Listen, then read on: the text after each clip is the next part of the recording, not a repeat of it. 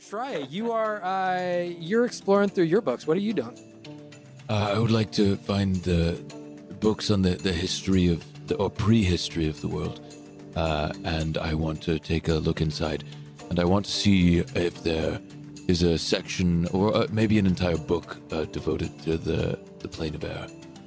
Okay, make an investigation check for me. Oh,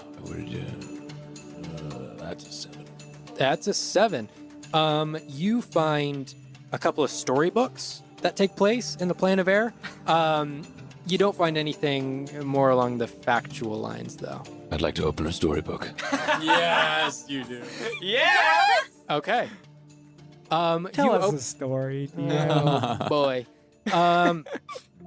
You open up this book, and it's a good story.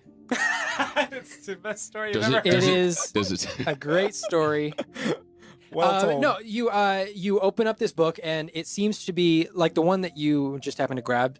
Seems to be a novel, and as you flip through the first couple of pages, you are introduced to a main character by the name of Ry, R-Y, and you sort of get introduced to, like, in the first couple of pages, like his home life and how he lives with his parents, but his parents have always like thought he needs to do more with himself. And how far into this book are you going?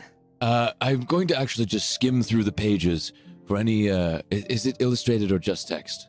There are some illustrations. Illustrations. It's not filled with illustrations, but every couple pages or so, there's a little illustration. I'm going to skim through the pages and look at the illustrations and see if I can see any sorts of landforms or ways that the architecture of the plane itself manifests in the illustrations of the pages. Okay. As you're looking through, you see that the first illustration is just like of Ry with like a backpack on, and like he's kind of walking across a hill. And then you keep flipping through, and you see another photo of him like laying out underneath the stars. And then you keep flipping through, and then all of a sudden you see a picture of him like floating, and he's sort of, you can see like there's this wind that's sort of wrapping him up and making his like jacket poof up and everything. And then you keep flipping through, and eventually you do see a picture of Ry walking on what seems to be a cloud, standing right next to another form of a creature made of air and wind and clouds. I want to keep looking through the book to see if I can find anyone that looks like me. There. Okay. You keep flipping through, and about 3/4 of the way through the book, you see that there is an illustration of 3 humanoids with feathers, with wings, with beaks very similar to yours.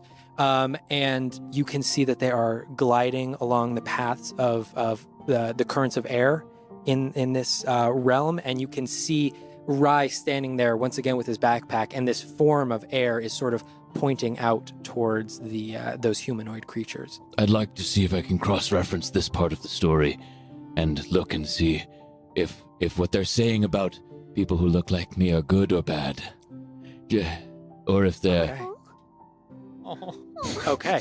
That breaks my heart. A single tear. Okay. You look through and you read the page that's next to that illustration. And you see a box of text, and you see that it is the creature of air that is speaking. And you see that he says to Ry, do you see, Ry, the people of this place? They are peaceful and they enjoy their life. Do you see, Ry, how they enjoy their life? Do you see, Ry, the way that they enjoy their life? Do you see how happy they are in the place that they are? And that is the end of that section.